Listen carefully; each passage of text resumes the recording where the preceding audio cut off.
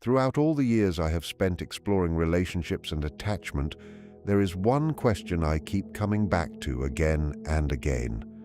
It is not simply why avoidants pull away, what their silence is supposed to mean, or how someone heals after being hurt by their patterns. Those conversations are important, and they will always matter.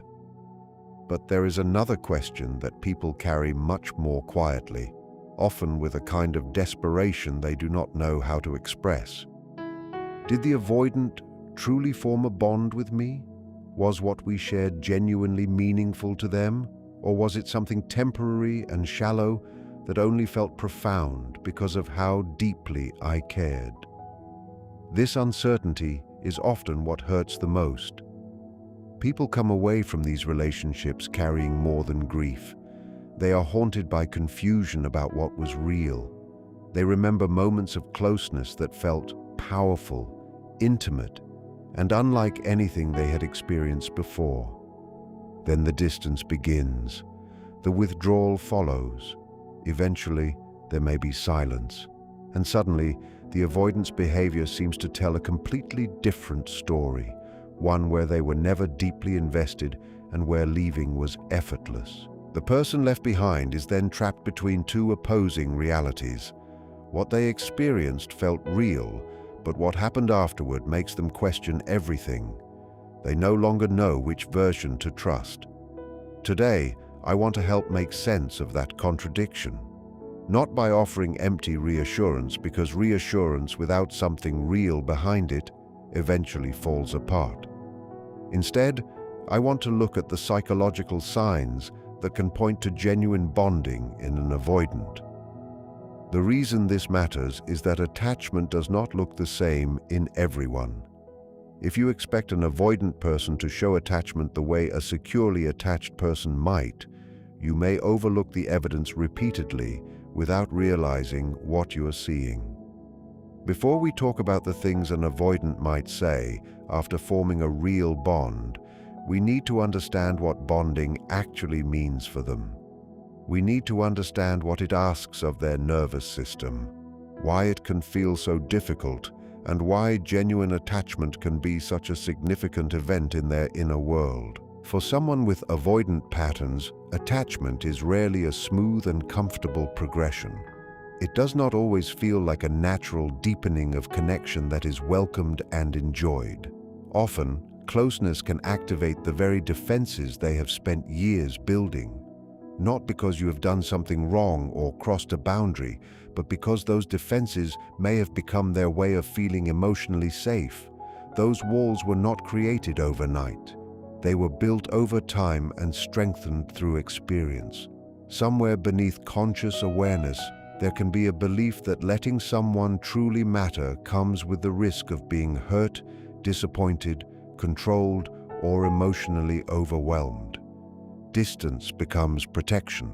So when a real bond forms despite all of those defenses, something unusual happens. Someone has reached a place inside them that is normally guarded. That person begins to matter in a way that cannot easily be undone. And this may not feel romantic or peaceful to the avoidant. It can feel unsettling. It can feel as though something has changed inside them without their permission. One day, they may realize that another person has become important to their emotional world, that their presence carries weight, and that losing them would actually affect them.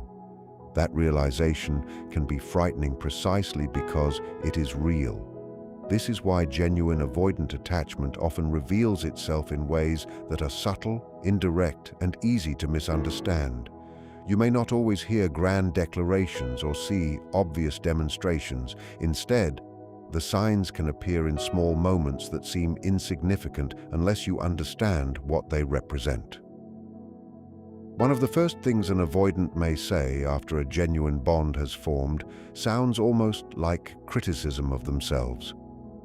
It may come out casually, perhaps in the middle of another conversation, without any dramatic announcement. They might say, "I'm not very good at relationships," or "I've always been better on my own."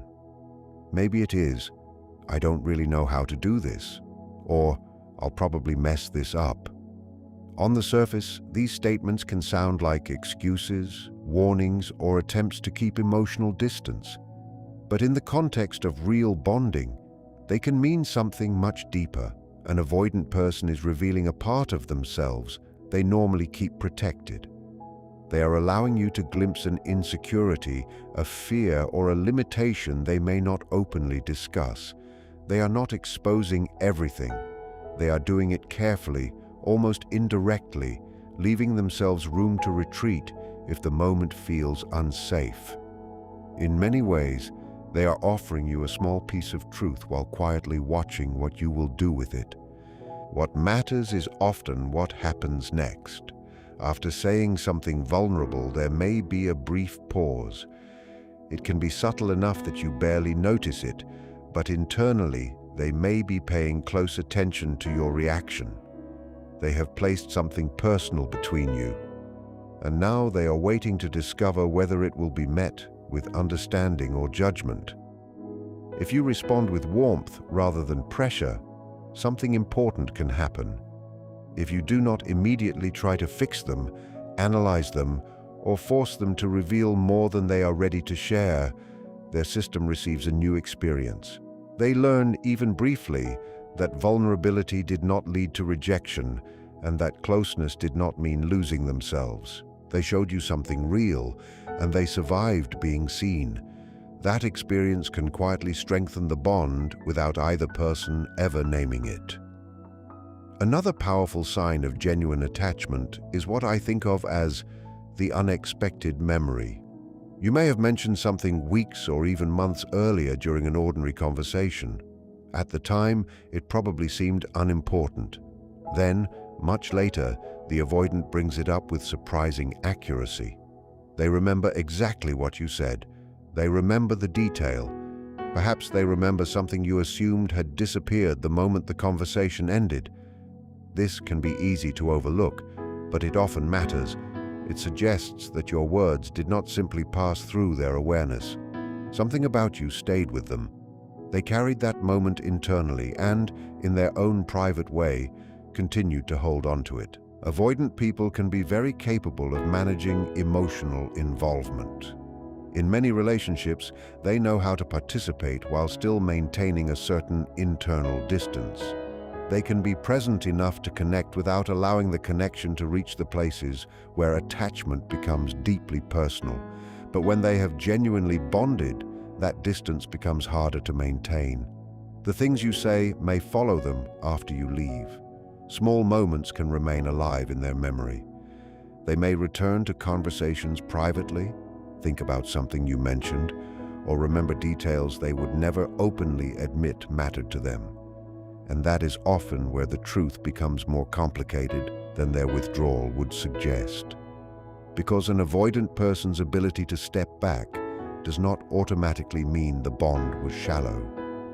Sometimes, withdrawal is what happens when attachment becomes emotionally significant enough to activate fear.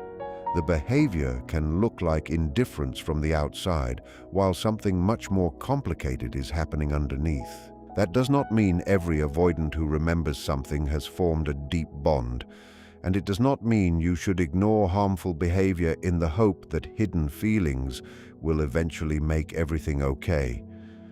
But when you are trying to understand whether you mattered, it is important to read the signs through the right lens.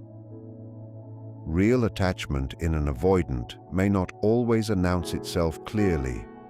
Sometimes it appears in the vulnerability they almost did not share, in the pause where they wait to see whether you will handle their truth gently, or in the small detail about you that they somehow remembered long after you assumed it was forgotten.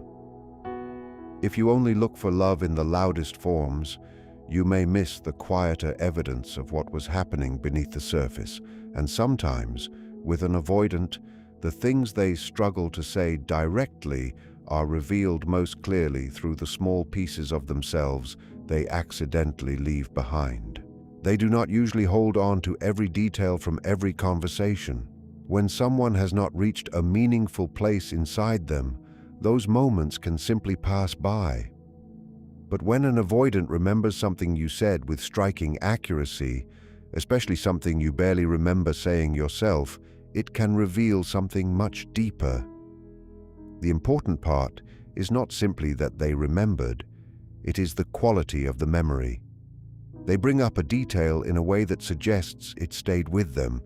Something you said continued to exist in their private thoughts long after the conversation ended. Your inner world became interesting enough to them that they carried pieces of it with them without consciously deciding to do so. This can be one of the quietest signs of attachment. Even while they are creating distance in the relationship itself, the connection may still be active inside them. Their external behavior and their internal experience are not always telling the same story. They may remember because you have occupied their thoughts, and you may occupy their thoughts because, somewhere along the way, you became important to the emotional world they normally organize around themselves. The third thing an avoidant may say when they have already formed a genuine bond is much more difficult to recognize because it often looks completely ordinary. It is what I would call an unplanned reference to the future. This happens when they naturally place you somewhere in the life they imagine ahead. They might mention something they want to show you one day. Perhaps they talk about a place they would like to take you, or describe something they hope to experience and casually include you in that picture. They may not say, "I see a future with you." In fact, they may never say anything close to that. But they include you anyway. For someone who feels secure in relationships, this may seem completely normal. When people enjoy each other's company, they naturally imagine doing things together later. They make plans, talk about upcoming experiences, and allow the other person to exist in their mental picture of tomorrow. For an avoidant, however, this can carry a very different weight. Their sense of safety may be closely connected to maintaining an independent future, one that belongs entirely to them and does not depend on another person's continued presence. Emotional defenses do not only create distance in the present, sometimes they also protect the future from becoming emotionally dependent on anyone. That is why an avoidant casually including you in their future can be meaningful. It suggests that, at least internally, you have begun to take up space in a part of their life they normally keep separate. In their own indirect language, they may be showing you that you have become integrated into their world. You are not simply someone they enjoy in the moment. Without necessarily realizing it, they have started imagining life moving forward with you somewhere in the picture. And for someone whose attachment system is built around protecting independence, that is rarely as casual as it appears. The fourth signal can be even more revealing, yet people often fail to recognize it because it does not always arrive as a dramatic confession. It is what I think of as a private world disclosure. This is the moment when the avoidant shares something with you that they rarely, or perhaps never, share with anyone else. It does not have to be an enormous secret.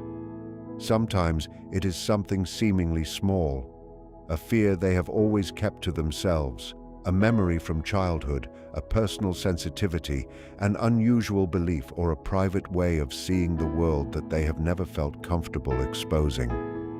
What matters is that they are allowing you into territory that has usually belonged only to them. An avoidant who has developed a real bond may eventually offer you a piece of their inner world that they do not normally give away, and they may do it while trying to make the moment seem less important than it actually is.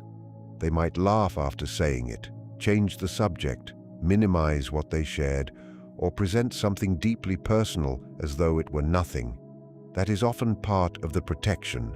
They reveal something real while keeping an escape route available. If the disclosure is not received well, they can retreat and pretend it never mattered. But the fact that they shared it in the first place can still be significant, because you need to understand what a moment like this may cost them emotionally. It is not simply the discomfort of discussing a difficult subject. It can feel like opening a door that has remained closed for a very long time. For that particular moment, a section of their emotional defenses has moved aside. Something that was protected became visible, And if your presence, your patience, and the safety they experienced with you made that possible, it can be powerful evidence that genuine trust and attachment have developed. Then, there is the fifth signal. And this may be the most difficult one to understand because it can look like the complete opposite of love or connection. I want to approach this carefully because I know how painful withdrawal can be. Understanding the psychology behind someone's behavior should never erase the impact that behavior had on you. But there is a particular kind of push-away that can sometimes happen when attachment itself becomes overwhelming.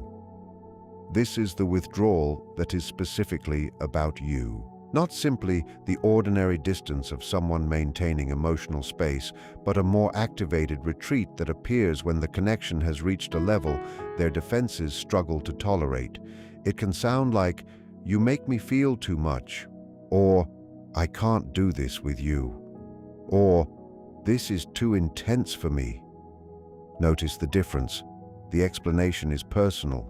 It is connected to your relationship, your presence, and the particular emotional experience they have with you. Someone who feels little attachment may simply drift away without much internal conflict. They do not necessarily need to explain why a specific person has become too emotionally difficult to handle. But when a genuine bond has formed and that bond activates fear, the person they are moving away from may become part of the explanation itself. This does not make the withdrawal healthy, and it does not make being pushed away any less painful, but it can tell you something important about the nature of what is happening. Sometimes they are not only running from intimacy as an abstract idea, they are reacting to the reality of what intimacy with you has begun to mean. You specifically have become emotionally significant. Your presence has touched something that their self-protective system can no longer comfortably ignore. And when the internal alarm becomes loud enough, distance may feel like the only way they know to regain control. In that sense, a push away that is deeply personal can reveal the very attachment it is trying to escape. It is not the declaration you deserve, and it should never be used as an excuse for repeated hurtful behavior. But psychologically, there is a difference between someone leaving because nothing reached them and someone pulling back because something reached them so deeply that they do not know how to remain present with it. There is one more sign that works a little differently from the others. The earlier signals are often found in what an avoidant says. This one is primarily revealed through what they do, although their words can sometimes quietly accompany it. It is the instinct to protect and care without being asked. When an avoidant has genuinely formed an attachment, something can begin to shift in the way they pay attention to your well-being. It may not look dramatic or overly emotional. In fact, it is often expressed through small, practical actions. They remember something that makes your life easier and act on it. They notice when you need support. They check on something important to you. They offer help without turning it into a grand gesture. These actions often come from a kind of investment that has developed quietly beneath the surface. They have been paying attention. They know enough about your life to recognize what matters to you, what worries you, what makes things harder, and what might help. That kind of attention requires emotional presence, even when they struggle to express that presence directly. And sometimes this is where genuine bonding becomes most visible, not in the dramatic words they cannot bring themselves to say, but in the small moments when their concern for you quietly becomes part of how they move through the world. Because when someone has truly entered an avoidant person's inner world, attachment does not always announce itself in obvious ways. Sometimes it appears in what they remember, the future they accidentally imagine with you, the private part of themselves they allow you to see, the intensity of the feelings they struggle to manage, and the care they begin to offer before you ever have to ask for it. Those signs should always be understood with nuance. A bond does not automatically guarantee emotional availability, commitment, or the ability to build a healthy relationship. But if you have been questioning whether anything between you was ever real, understanding how attachment can express itself differently may help you see the relationship with greater clarity and stop relying only on the silence to tell the entire story. When an avoidant person has genuinely bonded with you, their protective actions are often followed by something equally revealing. They try to make those actions seem unimportant. They may do something remarkably thoughtful, something that shows they understand your specific needs and have been paying close attention to you, and then immediately act as though it was nothing. They might say it was no big deal. They may insist that anyone would have done the same thing, that it took no effort, or that you should not read anything into it. Sometimes, the more meaningful the gesture feels, the harder they work to make it appear ordinary. But that casualness can be revealing. Someone who feels nothing about what they have done does not usually need to reduce its importance. There is nothing emotionally significant for them to hide. But an avoidant person who has formed a bond and feels uncomfortable with what that bond reveals may need to do two things at once. They offer the care, and then they make sure the care remains deniable. They give you something meaningful while verbally encouraging you not to examine it too closely. Pay attention to the action. In moments like these, the behavior may tell you more than the words surrounding it. The words can be the defense. The care itself can be the more honest expression of what is happening beneath that defense. But before we go any further, I want to address something important. We have now explored several signs that can point toward genuine bonding in an avoidant person, and I understand that hearing these signs can create its own danger. You may begin gathering every memory, the details they remembered, the future they imagined with you, the private things they shared, the personal way they pushed you away, and use those memories not simply to understand what happened, but to keep hope alive in a relationship that is no longer meeting your needs. I understand why this happens. When you have lived for a long time without certainty, questioning whether the connection was ever real, evidence that you mattered can feel incredibly powerful. If you have spent months or even years wondering whether you imagined the entire depth of the relationship, finally finding signs that the bond was genuine can feel like relief after a very long period of emotional thirst. But it is important to understand exactly what that evidence can tell you and what it cannot. It may help confirm that what you experienced was not simply something you invented. It can suggest that the connection reached places an avoidant person does not easily open to others. The intimate moments, the unusual attentiveness, the memories they carried, the private parts of themselves they trusted you to see, and the care they offered without being asked may all point toward something real. Their later withdrawal may have hidden that reality from view, but distance does not automatically rewrite the past. At the same time, a genuine bond does not automatically create a healthy or sustainable relationship. This distinction matters more than almost anything else. Someone can feel deeply attached and still lack the emotional tools necessary to consistently participate in a relationship. An avoidant person may genuinely care while also carrying defenses and unresolved patterns that make closeness difficult to sustain. Feeling a bond and having the capacity to show up for that bond consistently are not the same thing. The connection may have been real, the feelings may have been real, and the gap between what they felt and what they were able to give you may also have been completely real. All of those truths can exist at the same time. Accepting that complexity allows you to see the relationship more honestly than either extreme would. You do not have to convince yourself that they never cared in order to move forward. But you also do not have to wait forever simply because they did. And this brings me to the most important shift in perspective I want to leave you with.